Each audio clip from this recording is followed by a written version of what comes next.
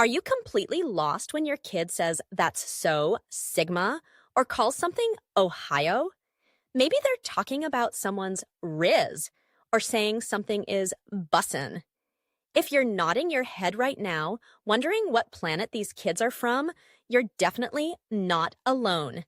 Picture this scenario. You're trying to connect with your child or student, but every conversation feels like you need a professional translator. They're speaking what sounds like English, but half the words make absolutely no sense. You smile and nod, pretending you understand, but inside you're thinking, what on earth does any of this mean? It's frustrating, and honestly, it makes you feel ancient and completely out of touch with their world. Maybe you've tried asking what these words mean, only to get an eye roll and a never mind, you wouldn't get it. Or perhaps you've attempted to use some slang yourself, only to be met with, "You, don't say that, it's cringe." Sound familiar? You're stuck in this weird space where you want to connect, but the language barrier feels impossible to cross. Here's the thing, though, and this might surprise you. Learning Gen Alpha slang isn't just about keeping up with trends or trying to be the cool parent or teacher. It's actually one of the fastest and most effective ways to bridge that communication gap and show kids that you genuinely care about their world. And here's the best part. You can master the most important terms and start having real conversations in just 15 minutes. Now, before we dive in, let me explain something important. This isn't about becoming a walking meme or trying to be something you're not. It's about understanding the emotional language these kids are using every single day. When you know what they're really saying, you can respond with empathy, ask better questions, and actually help when they need it most. Let me break this down into 5 comprehensive steps that will have you understanding Gen Alpha communication like a pro. Step 1. Master the core personality and social hierarchy terms.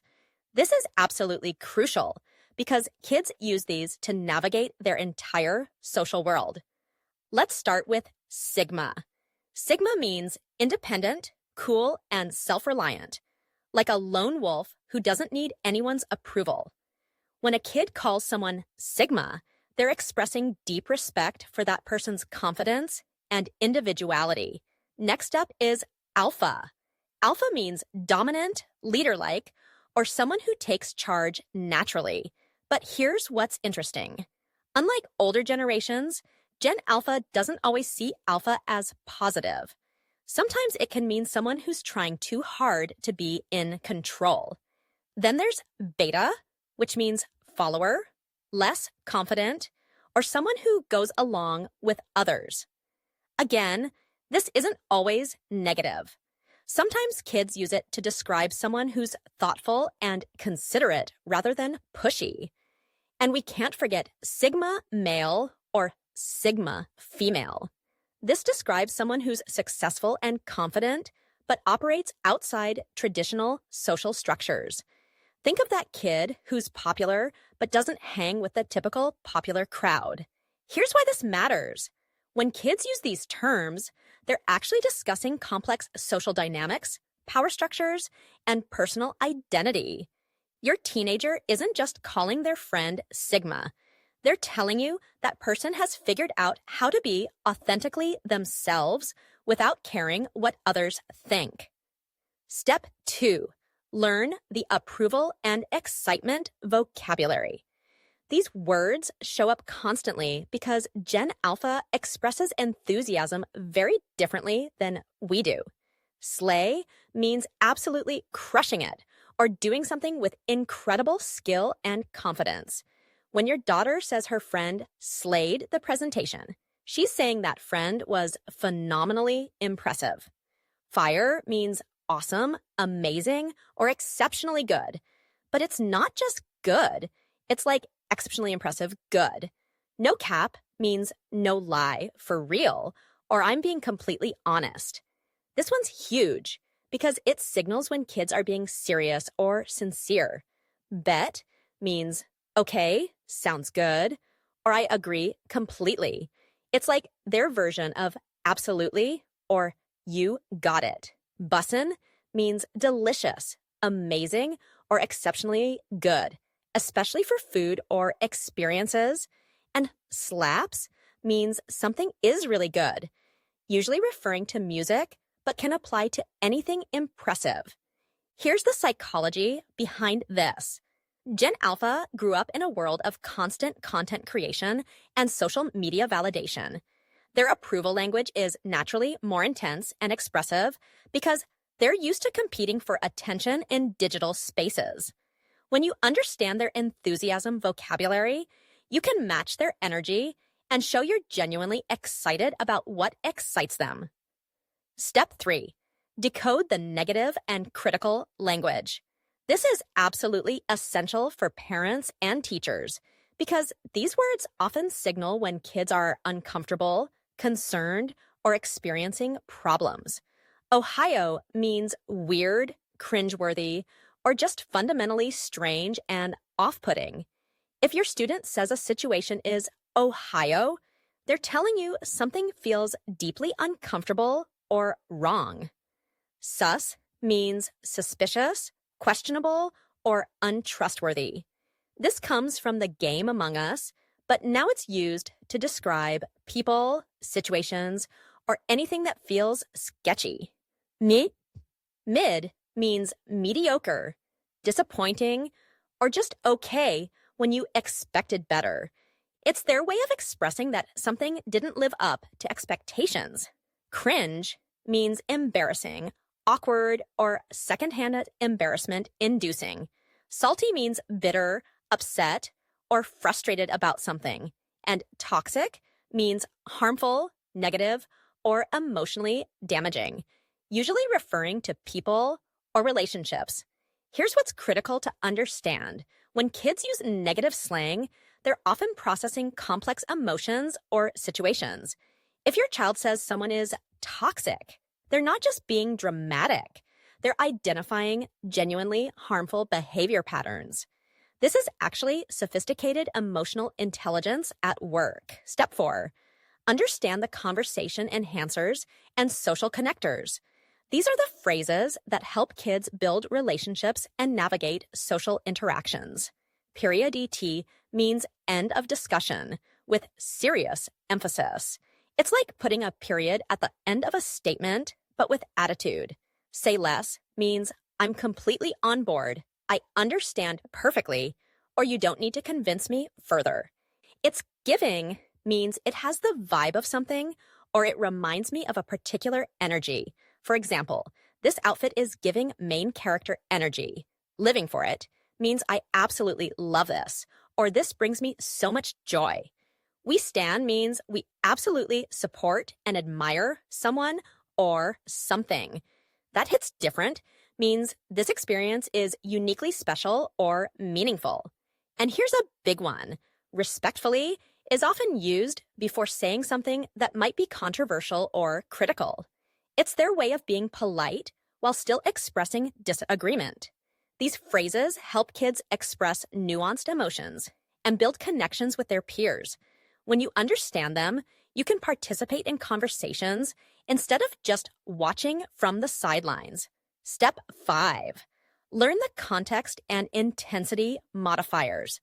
This is advanced level stuff, but it's what separates parents and teachers who truly get it from those who are just trying to keep up. Low-key means somewhat, kind of, or secretly. High-key means obviously, definitely, or very much so. Dead ass means completely serious or absolutely true. Literally is used for emphasis, not actual literal meaning. Actually often signals that they're about to correct something or share their real opinion. Honestly means they're about to be completely transparent with you. Understanding these modifiers helps you gauge how serious kids are being and what level of response they're looking for from you. Now, let's pause for a moment. I know exactly what some of you are thinking right now. This sounds absolutely ridiculous. Why can't kids just speak normal English like we did? Why do I have to learn a whole new language just to talk to my own child? I felt the exact same way when I first encountered this. I was that parent rolling my eyes, muttering about kids these days under my breath. But here's what completely changed my perspective, and I think it'll change yours too. After spending just 1 week casually and naturally incorporating these terms into my conversations, something absolutely incredible happened. My students started opening up in ways they never had before. They began explaining their problems without me having to drag it out of them. They started asking for advice instead of shutting down. One teacher shared with me that her 16-year-old son, who hadn't had a real conversation with her in months, actually laughed with her instead of at her when she correctly used no cap in context. She said it was like a wall came down between them. Another parent told me her daughter was genuinely shocked, in the absolute best way, when she understood a TikTok reference and could actually contribute to the conversation. But here's the most important story. A middle school teacher reached out to tell me about a student who had been acting out all semester. After she started understanding his slang and responding appropriately, she discovered he wasn't being disrespectful. He was actually trying to tell her about serious problems at home, but she hadn't understood the coded language he was using. Once she could decode what he was really saying, she was able to get him the help he desperately needed. The science absolutely backs this up too.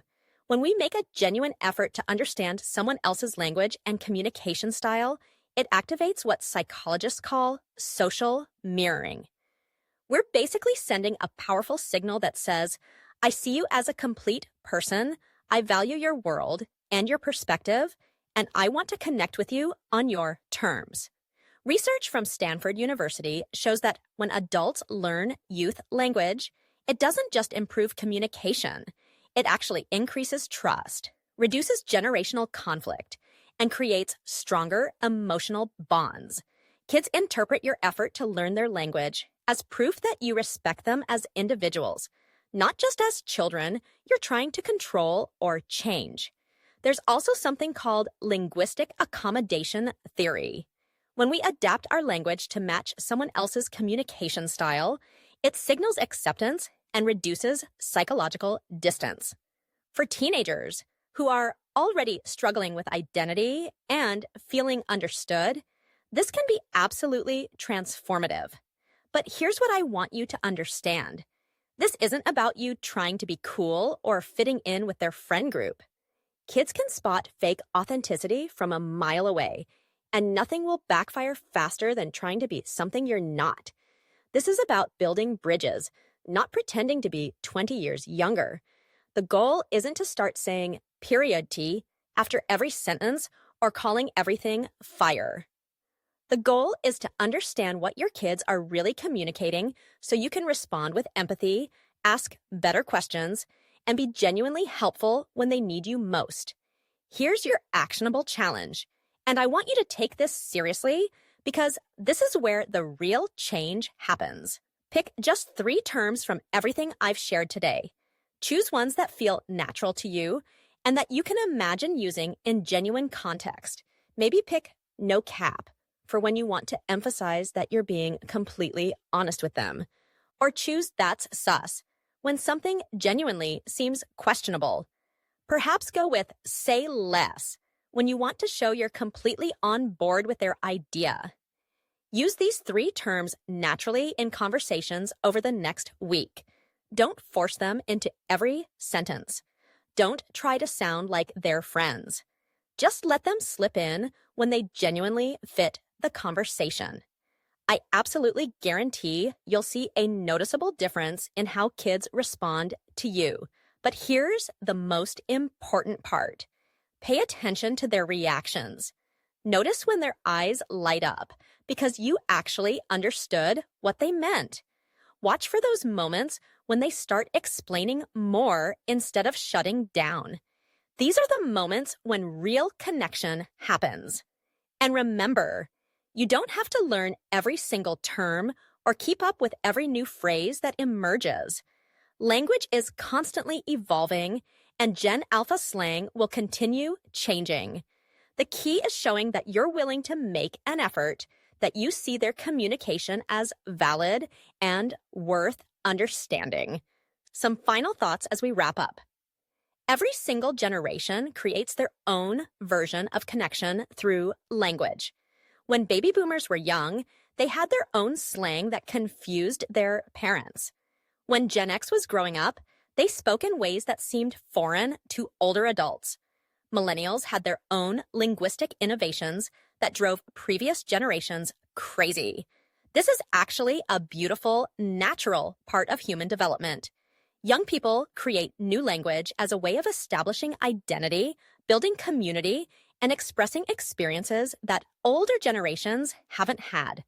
Gen Alpha is navigating a digital world that's fundamentally different from anything we grew up with. Their language reflects their reality. When we take the time to learn their words, we're really taking the time to understand their hearts, their struggles, their joys, and their perspective on the world. We're showing them that we don't just want to be authority figures in their lives. We want to be allies, supporters, and people they can trust with their real thoughts and feelings. Small efforts to understand their world can create surprisingly massive changes in your relationships. The 15 minutes you spend learning these terms could be the difference between surface-level conversations and deep, meaningful connections that last a lifetime. Your kids and students are waiting for adults who will meet them where they are, speak their language, and show genuine interest in their world. Today, you can be that adult. Today, you can start building those bridges. The only question is, are you ready to take that first step?